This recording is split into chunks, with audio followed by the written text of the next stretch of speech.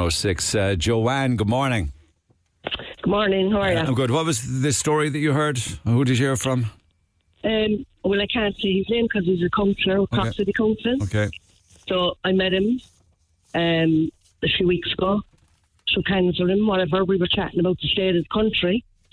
And he said, I'll give you a good one now, he said. I was out canvassing the north side of Cork City, I won't say where. Right.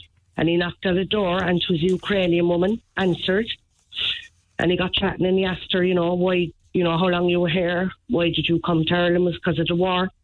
And she said, no, I came from France. He said, you came from France? Yes. I lived in France for 15 years, and she came to Ireland.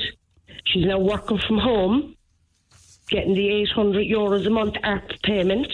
That's the rent payments, isn't it? Mind you, that's only a supplement. She's clearly having to pay the balance herself, right? Well, I don't know about that. Maybe she is, I don't know. But he was absolutely... And I said, you didn't know that was going on? I thought, no, he'd be clued in. Yes, so... But she came from France. She didn't come from Ukraine. She was 15 years living in France. She is Ukrainian, though? Oh, she probably is Ukrainian, but she didn't come from France or from Ukraine. She didn't run from the war. She came from France. She still works for the same company, working from home and getting her rent practically covered for her. And she said, all my friends are doing this. Do you accept now that I have to say that you're telling me this, you heard it from somebody else, you didn't hear it yourself? I met a guy who told me this. He's a Cork City councillor, and I said, you should go on the radio, and he said, no, I can't, he said, but you can.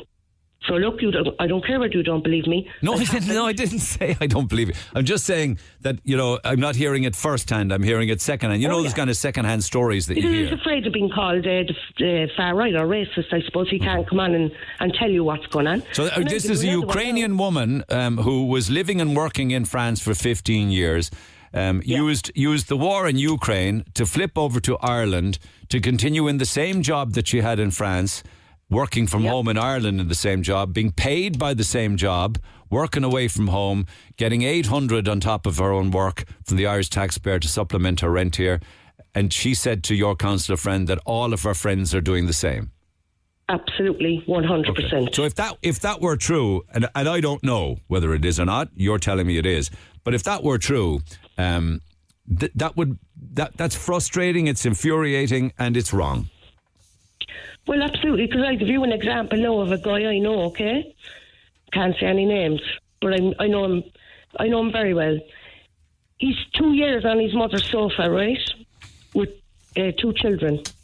He got full custody. There was problems with I don't want to know about any problems, okay? He has his children, thank you. He got full custody of the 2 children, okay? One of them was only raw baby. He was 2 years on his mother's couch because there's so many kids in the house, sleeping in the couch in the sitting room. And he got up, about 6 months ago, he got up one morning to make the breakfast for the children, and he found his mother in the kitchen on the floor. She was out having a massive heart attack because of the stress of everything going on in the house. Did you think it was the stress and the pressure of the home life? 100%. So now he's on the council list, okay? He was effectively homeless, but he's living on his mother's couch. So they put him into temporary accommodation, I won't say where. Now they've moved him out again. He's in a B&B with the 2 children. With the 2 children in the B&B, so that would be a bedroom, right? He's in a B&B with 2 children. He has to commute every morning to get one of them. He only started school, the other fella's still in the buggy. That boy was 2 years sleeping on his mother's couch. Where was the bleeding hearts then? This kind of criticism will also have people pushing back, saying that we are just being racist, that we're being unkind, we're being cruel to people in times of need, up to and including a woman from Argentina with a small baby. Argentina's not our problem, Neil. Our problem should be here.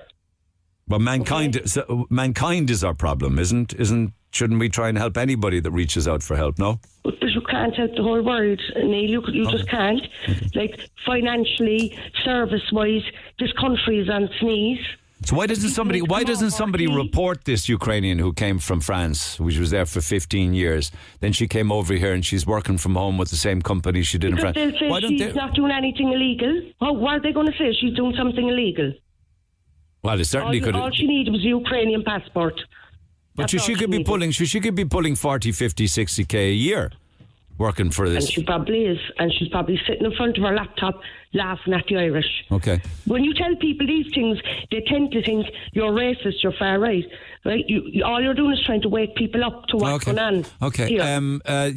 Just with regards to the lady Cecilia that's here from Argentina, she has cerebral palsy and her child is only 7. We can't help. No, we shouldn't help them. No.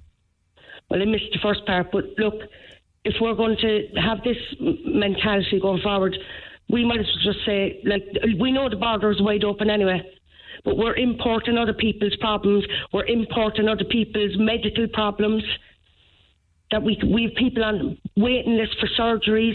We've children with scoliosis screaming in pain with bent spines and they can't breathe, okay, and they can't get operations. This doesn't make this our problem. Sorry. Okay.